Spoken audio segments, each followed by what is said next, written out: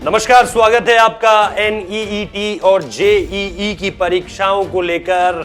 एक तरफ से विपक्ष बोल रहा है तो दूसरी तरफ से सरकार बोल रही है। विपक्ष कह रहा है हम घेराव करेंगे, हम इसके खिलाफ आवाज उठाएंगे, तो दूसरी तरफ कह रहा है आवाज उठा लीजिए। 2 बार पहले ही टल चुकी है परीक्षाएं, अब तीसरी बार नहीं टलने देंगे क्योंकि छात्रों के भविष्य को लेकर पूरी की पूरी बातचीत है। अच्छा, प्रमुख बात क्या है कि अंतरराष्ट्रीय मंचों से भी इसको लेकर बातचीत होने लगी है। ग्रेटा थनबर्ग का नाम आपने जरूर सुना होगा।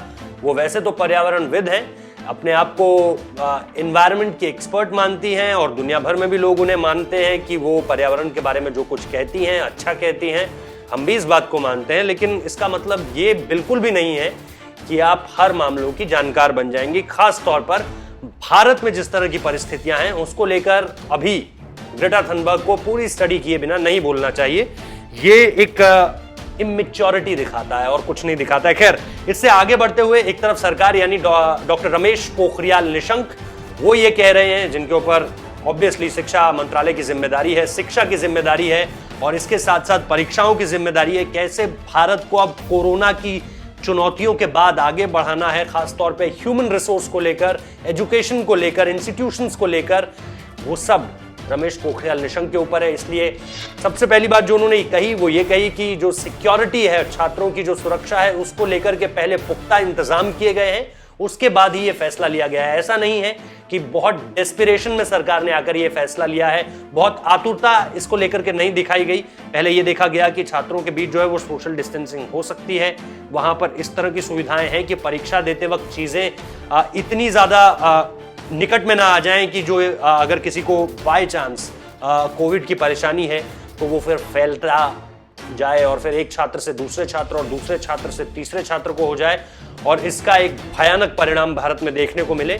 तो डॉक्टर निशंक ने यह भी कहा है कि चीजों को पहले सुचारू रूप से देख लिया गया है कि कैसे ये परीक्षाएं कराई जाएंगी।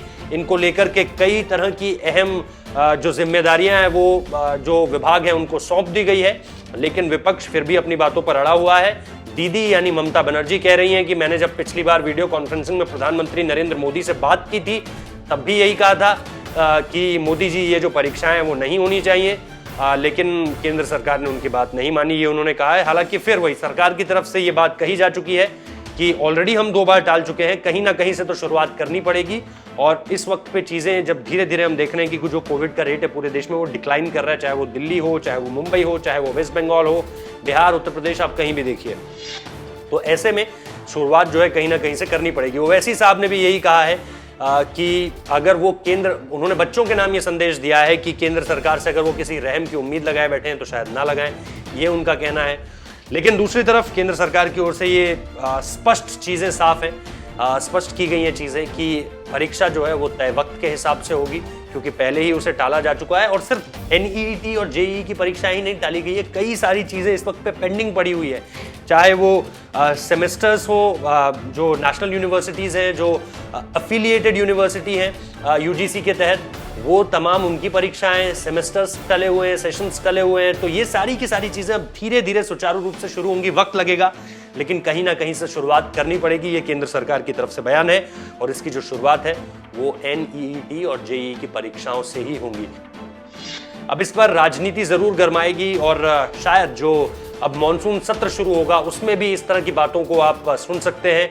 कई और मुद्दे हैं जिन पर बातचीत होनी है, लेकिन ये एक और अहम मुद्दा होने वाला है जिसको लेकर शिक्षा मंत्री को घेरा जा सकता है कि आप इन परीक्षाओं को क्यों करा रहे हैं। क्योंकि जो एनईईटी जेईई की परीक्षा है उसके ठीक बाद जो है वो मॉनसून सत्र भी शुरू होगा। तो ऐसे में सरकार के सामने चुनौती है, लेकिन सरकार के पास अपने जवाब है, विपक्ष के पास अपने तर्क हैं। देखना दिलचस्प होगा कि चीजें किस तरह से आगे बढ़ती हैं। आप इस पूरे के पूरे फैसले के बारे में क्या कहते हैं ये जरूर हमें बताइए। जो भी आप सोचते हो वो कमेंट जरूर कीजिए ताकि पता चल सके कि देश की नब्ज क्या है। बहुत बहुत शुक्रिया। वीडियो को लाइक कीजिए, शेयर कीजिए, चैनल को जरूर सब्सक्राइब कीजिए। धन्यवाद।